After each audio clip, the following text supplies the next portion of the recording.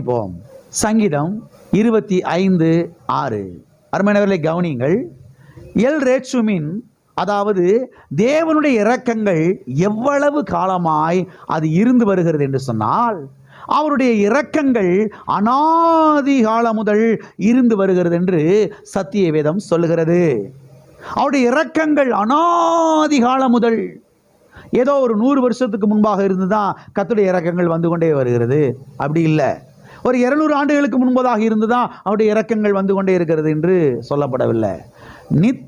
நித்தியமாக இருந்து கொண்டு வருகிறது. வாசிப்போம். சங்கீதம் 25:6. கர்த்தாவே, உம்முடைய இரக்கங்களையும் உம்முடைய காருண்யங்களையும் நினைத்து அருளும்.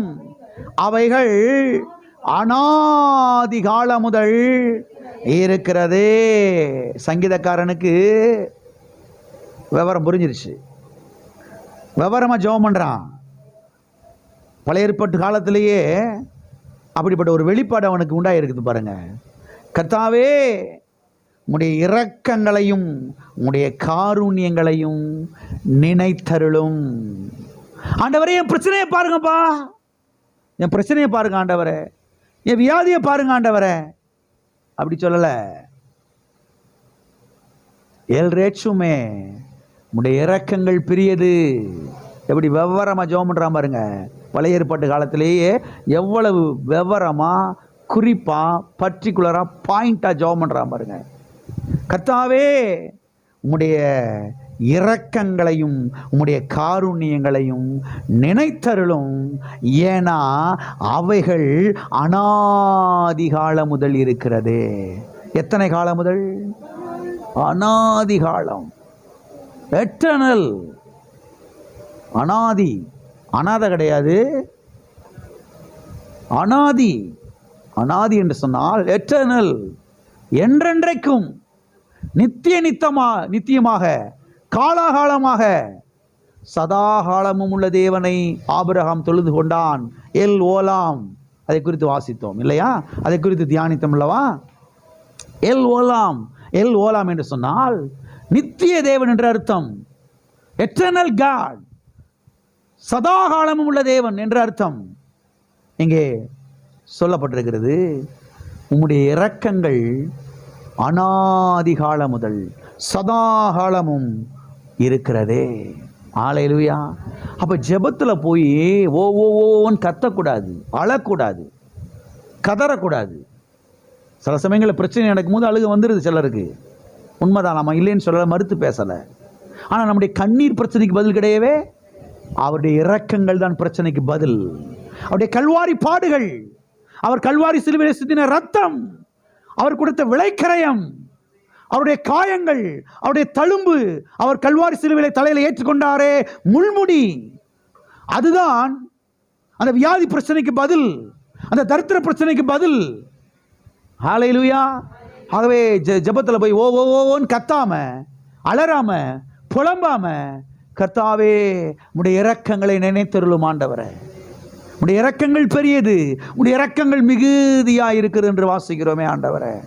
மிகுதியான உம்முடைய இரக்கத்தினாலே இது எனக்கு செய்யும். உம்முடைய மிகுதியான இரக்கத்தினாலே இது எனக்கு முடித்து கொடும். உம்முடைய மிகுதியான இரக்கத்தினாலே என் பிள்ளையை வாழ வையும். உம்முடைய மிகுதியான இரக்கத்தினாலே என்னுடைய புருஷனை காப்பாற்றும். உம்முடைய மிகுதியான இரக்கத்தினாலே என்னுடைய மனைவியை வாழ வையும் ஆண்டவரே. எப்படி பாருங்க, இப்படி கத்தரை உயர்த்த கற்றுக்கிறணும். எந்த நேரம் பிசாசை பற்றி பேசுறது, பிசாசை உயர்த்தி பேசுறது. கிறிஸ்தவ மக்கள் பாருங்க, வழி விலகி எங்கேயே போயிட்டாங்க பாருங்க. எப்பயுமே டெவில் கான்சியஸாக தான் இருக்கிறாங்க. பிசாசின் உணர்வுகள் தான் எப்பயுமே இருக்குது. அந்த தெருவுக்குள்ள அந்த பிசாசு இருக்குது, இந்த தெருவில் இந்த பிசாசு உட்காந்து இருக்குது, அந்த முக்கில் அது நிற்கிது. எல்லாம் இருக்கிறீங்களா?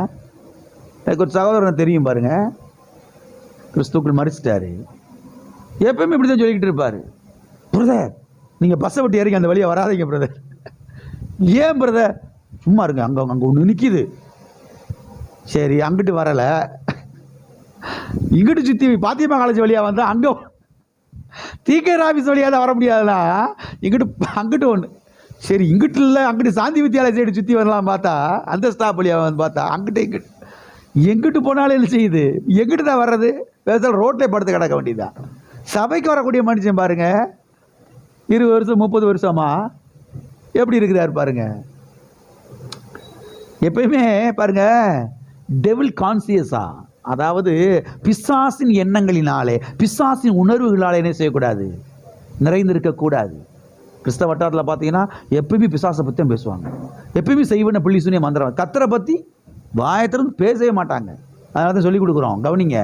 எப்பயும் கத்தரை பற்றி பேசுங்க, அவருடைய கிருபையை பற்றி, அவருடைய இரக்கத்தை பற்றி, அவருடைய காருண்யத்தை பற்றி, அவருடைய தயவை பற்றி, அவருடைய அன்பை பற்றி, அவருடைய கல்வாரி பாடுகளை பற்றியே பேசுங்க. நான் சொல்கிறேன், நீங்கள் வாழ்ந்திருப்பீர்கள், நீங்கள் சுகமாயிருப்பீர்கள். ஹல்லேலூயா. இங்கே நான் பார்க்கிறோம், அவருடைய இரக்கங்கள் எவ்வளவு காலம் முதலாக இருக்கிறதா, அனாதி காலமாம். இங்கே சங்கீதக்காரன் தேவனுடைய இரக்கங்களை அவன் நினைப்பூட்டுகிறதை நாம் பார்க்கிறோம். உடைய இரக்கங்களை நினைத்தருளும். எனவே ஜெபத்தில் போய் பாருங்க, ஓ ஓ ஓ ஓ ஓன்னு கத்தாம அவருடைய இரக்கங்களை நினைப்பூட்டுங்கள். நான் சொல்லுகிறேன், உங்கள் ஜெபத்துக்கு பதிலை நீங்கள் பெற்றுக்கொள்வீர்கள். ஆமென். அவர் நாமம் எல் ரேச்சும், அவர் இரக்கங்களின் தேவனாய் இருக்கிறார். ஹல்லேலூயா.